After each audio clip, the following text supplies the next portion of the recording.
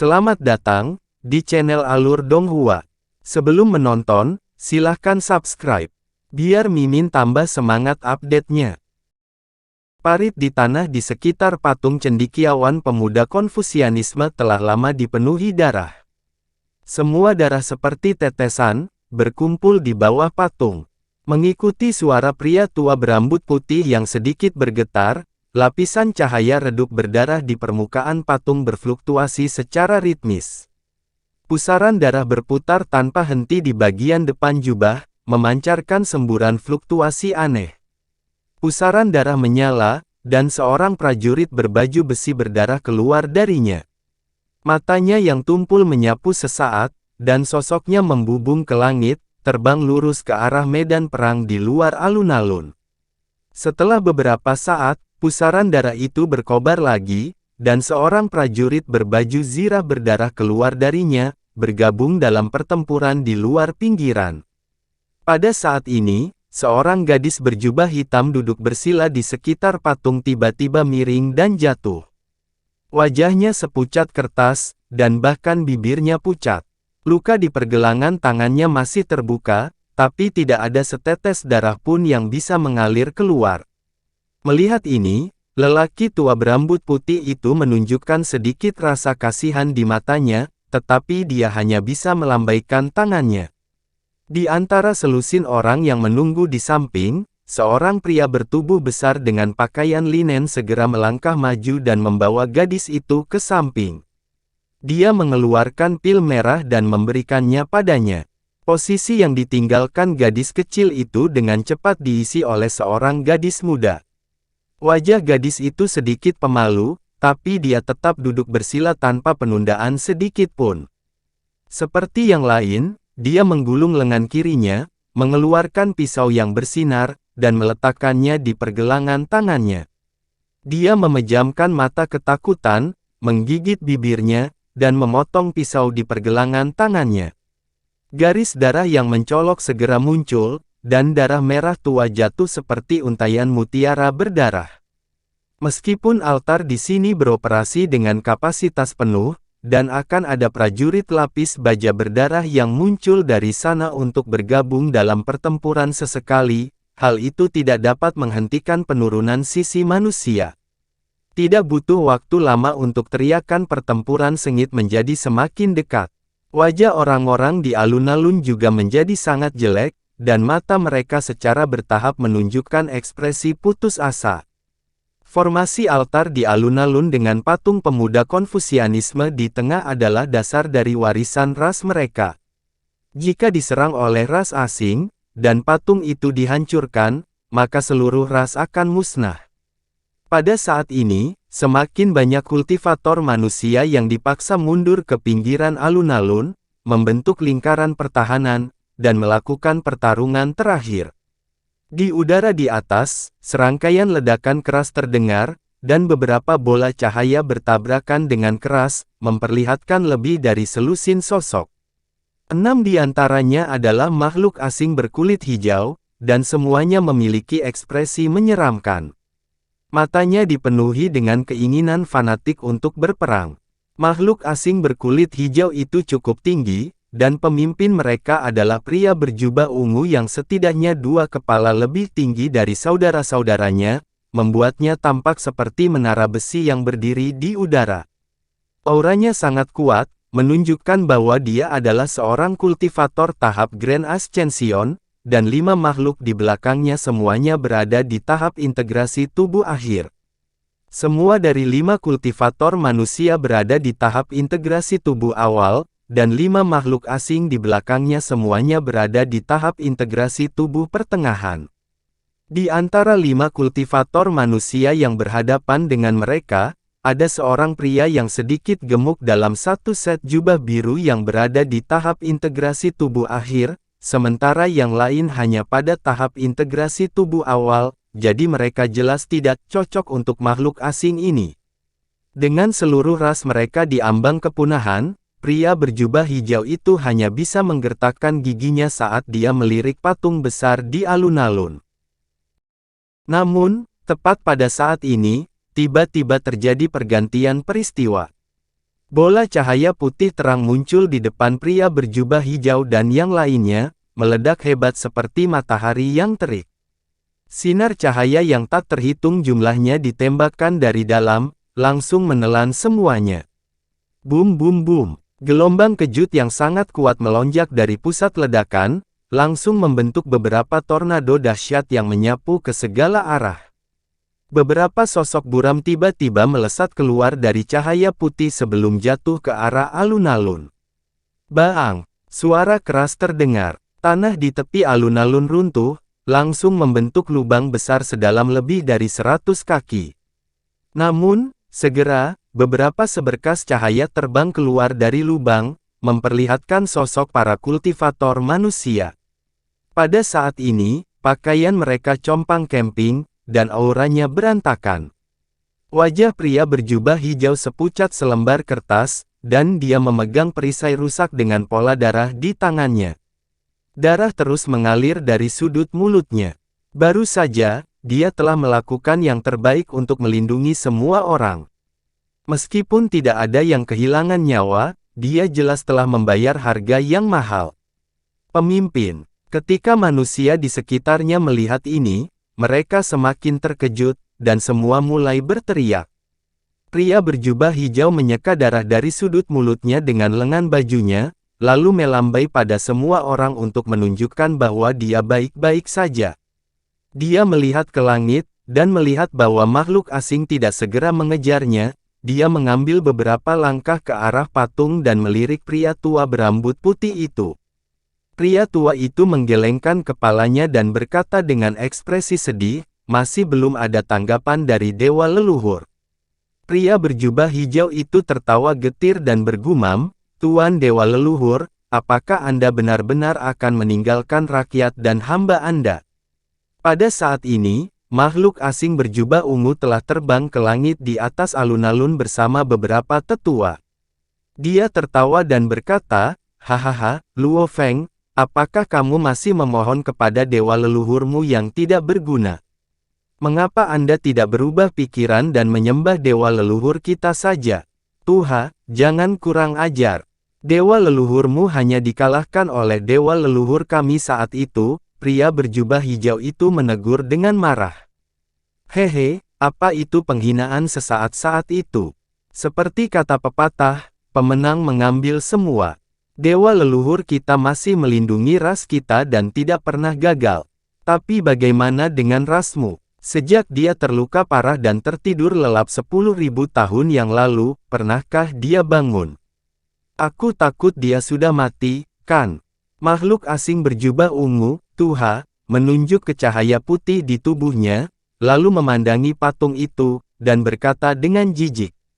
Luo Feng tertegun ketika mendengar itu. Dia ingin membalas, tetapi dia tidak bisa berkata-kata. Ini karena tidak ada yang salah dengan apa yang dikatakan orang asing berjubah hijau itu. Dalam 10.000 tahun terakhir, dewa leluhur ras mereka selalu tertidur lelap. Dia hampir tidak memiliki kontak dengan orang-orangnya. Apalagi dalam 1000 tahun terakhir, dia tidak menanggapi panggilan rakyatnya. Ketika musuh besar menyerang kali ini, mereka telah mempersiapkan diri dan menggunakan esensi darah rakyat mereka untuk mencoba dan membangunkan dewa leluhur. Namun, hingga saat ini belum ada tanggapan. Meskipun mereka masih bisa memanggil beberapa penjaga leluhur melalui patung yang ditinggalkan oleh dewa leluhur ini, itu seperti mencoba memadamkan gerobak kayu bakar yang terbakar dengan secangkir air. Mereka hanya bisa melawan musuh dan tidak bisa mengubah situasi keseluruhan sama sekali. Luo Feng, kamu sedang bermimpi jika kamu pikir kamu bisa menghentikan ras Tuhun kami hanya dengan tentara Dao berbaju zirah yang kamu panggil. Jika kamu tidak menyerah dengan patuh, aku akan membantai seluruh rasmu. Tuha tiba-tiba meninggikan suaranya dan berteriak dengan garang. Begitu dia selesai berbicara, dia melambaikan tangannya, dan ras ichi kristal di sekitarnya menyerbu ke depan. Serangan mereka langsung menjadi lebih ganas. Pulau Wumeng sudah dirugikan. Sekarang, mereka berada dalam situasi yang lebih genting.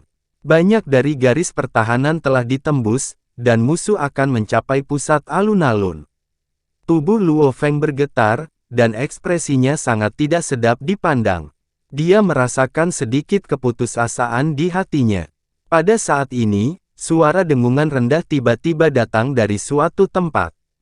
Patung hijau itu tiba-tiba bergetar dan mengeluarkan suara gemuruh. Setelah itu, patung itu melepaskan cahaya hitam yang sangat menyilaukan yang tumbuh semakin terang.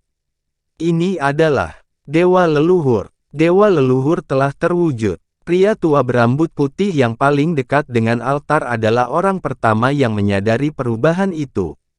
Dia berteriak kegirangan. Orang-orang di Pulau Wumeng tercengang pada awalnya. Kemudian, ketika mereka mendengar suara lelaki tua itu, mereka segera mengungkapkan ekspresi kegembiraan. Semangat mereka melonjak, dan garis pertahanan yang berada di ambang kehancuran menunjukkan tanda-tanda stabil. Ekspresi ras Ichi Kristal yang menyerang justru sebaliknya. Mereka juga menjadi sangat gugup. Jika Dewa Leluhur musuh benar-benar dapat terwujud, bahkan Patriark tahap Grand Ascension mereka tidak akan cocok untuk itu. Mustahil, seru Patriark Tuha tak percaya sambil menatap patung di bawah. Cahaya yang dilepaskan oleh patung itu semakin terang dan terang. Kemudian, dengan kilatan, seluruh patung itu tiba-tiba meledak, berubah menjadi hamparan cahaya hitam pekat yang luas.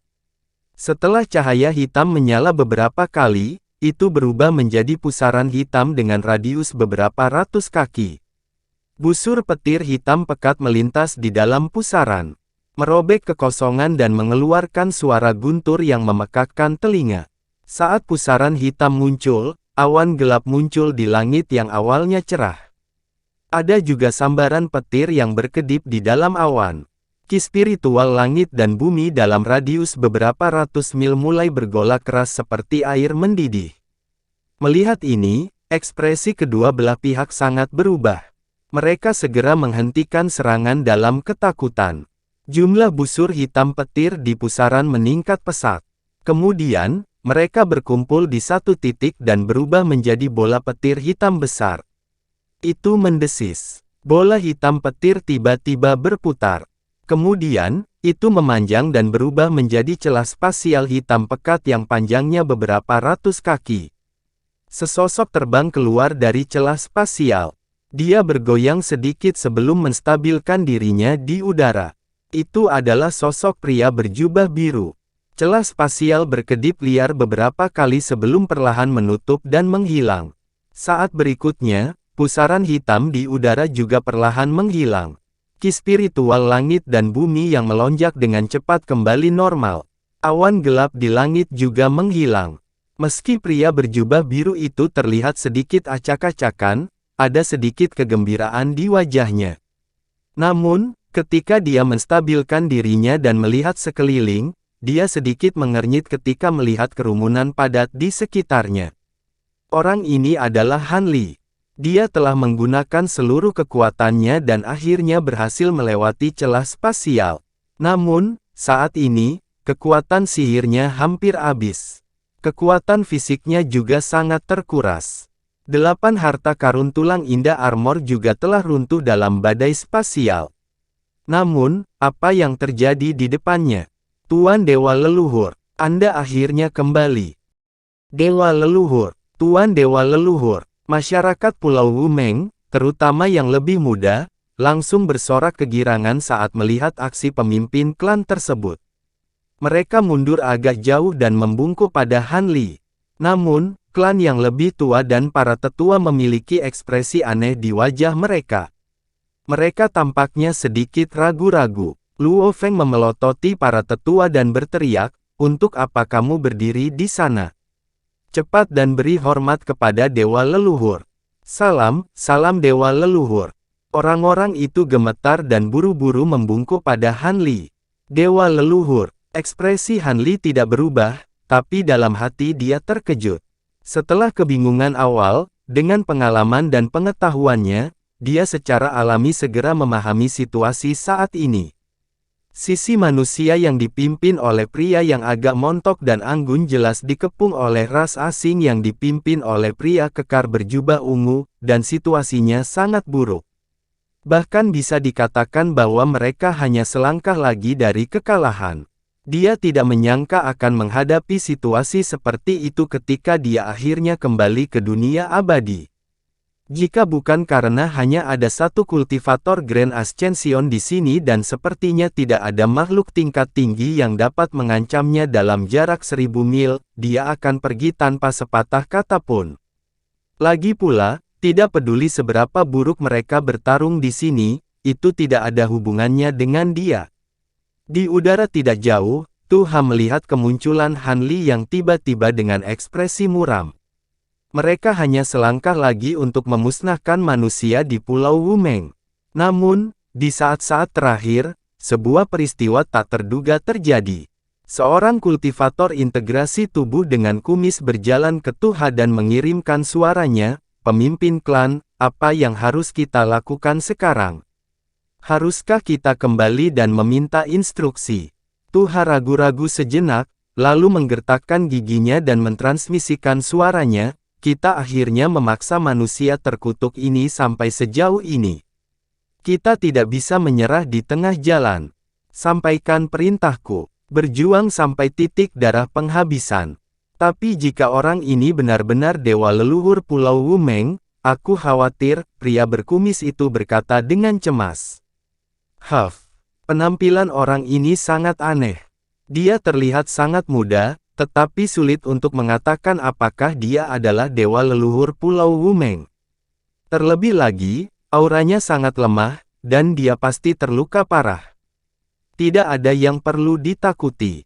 Ayo serang bersama. Selama kita membunuhnya, Pulau Wumeng akan tamat. Mata Tuha berkilat dingin saat dia mentransmisikan suaranya. Begitu dia selesai berbicara, dia tiba-tiba melesat keluar dan muncul di langit di atas Han Li seperti sambaran petir.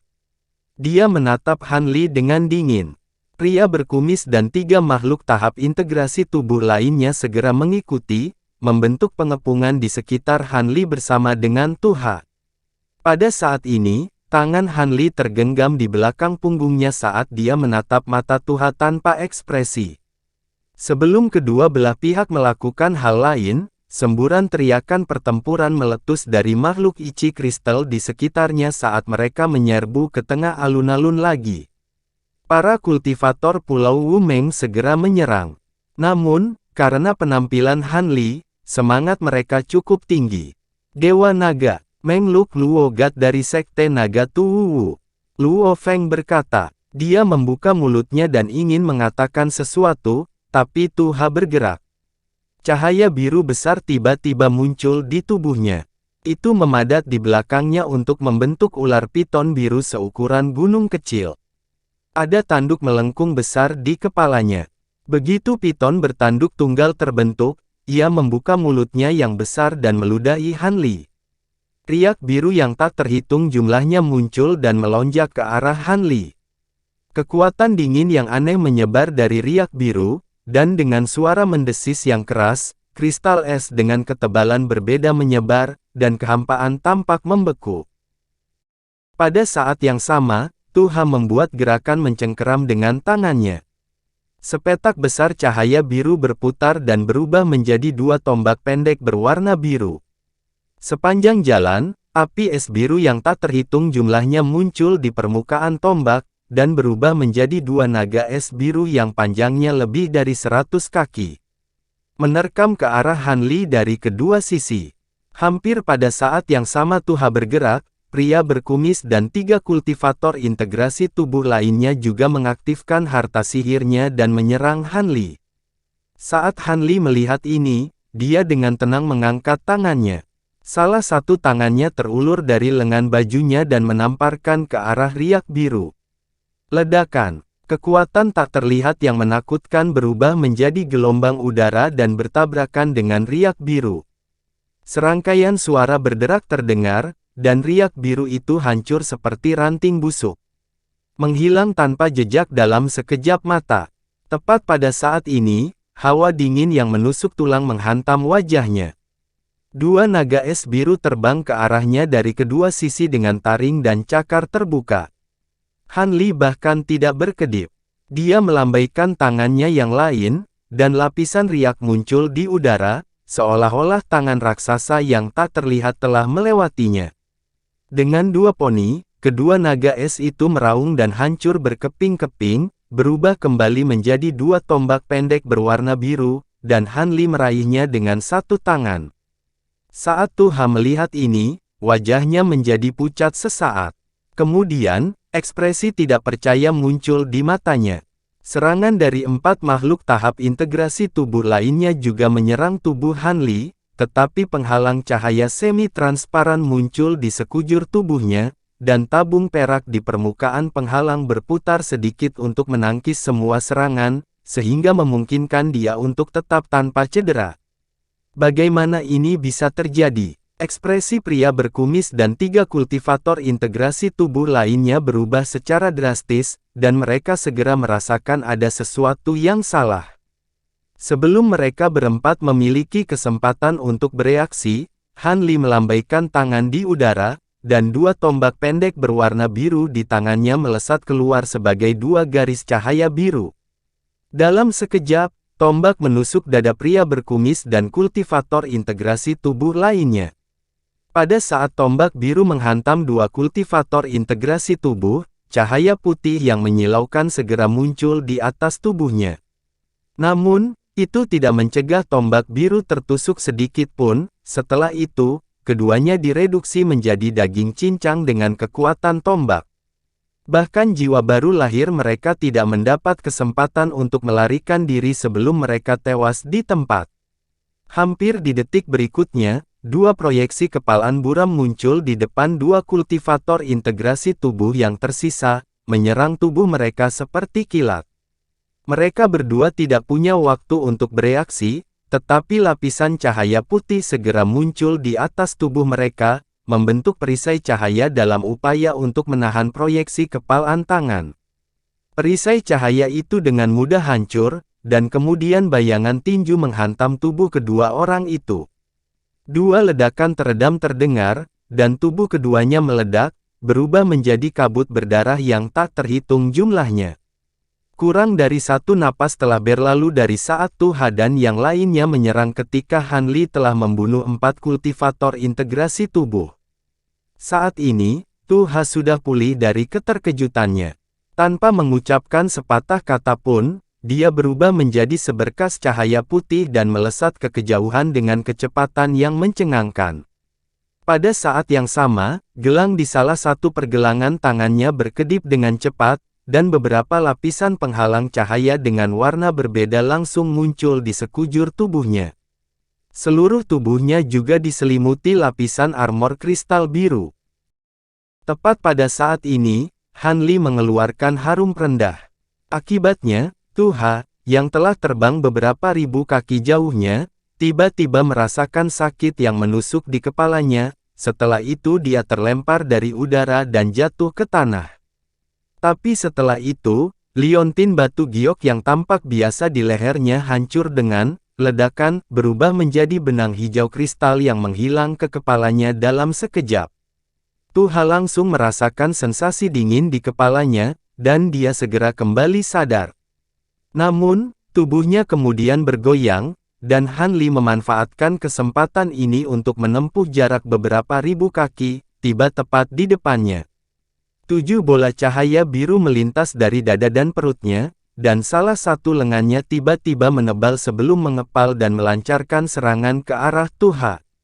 Hati Tuha tersentak kaget, dan dia segera mengangkat pedang biru di depannya untuk memblokir serangan itu.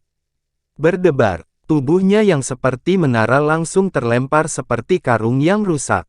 Pedang biru di tangannya tidak hanya hancur, tetapi lapisan penghalang cahaya di tubuhnya juga runtuh dengan ledakan keras. Bahkan permukaan Ichi Crystal Armor di tubuhnya tertutup retakan. Han Li mengangkat alisnya, menunjukkan sedikit keterkejutan. Namun, tubuhnya kemudian kabur, dan dia muncul di depan Tuha seperti bayangan, dengan kejam melemparkan pukulan lain ke arah lawannya. Kekuatan yang menakutkan tiba-tiba datang, menyebabkan kekosongan beriak. Retakan. Ichi Crystal Armor di tubuh Tuha, bersama dengan lapisan cahaya putih solid di tubuhnya, pecah seperti telur. Kemudian, dengan suara, puff, dia bahkan tidak punya waktu untuk berteriak sebelum tubuh fisiknya dan Nas Chen Sol di tubuhnya berubah menjadi tumpukan daging dan darah. Gelang biru berkilauan terbang kembali, dan dengan sekejap, itu mendarat dengan mantap di tangan Han Li. Setelah melepaskan indera ilahinya untuk memindainya, dia langsung melemparkannya ke dalam gelang penyimpanannya, lalu dengan santai melihat ke bawah.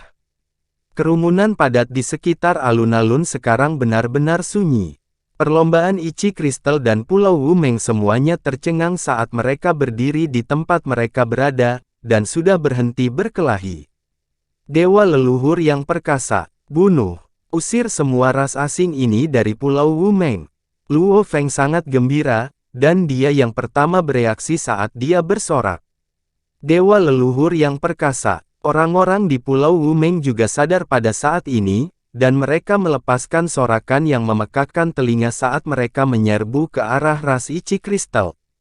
Meskipun ras Ichi Crystal memiliki sedikit lebih banyak orang daripada orang-orang di Pulau Wumeng, pemimpin mereka dan 4 makhluk paling kuat dalam ras telah terbunuh.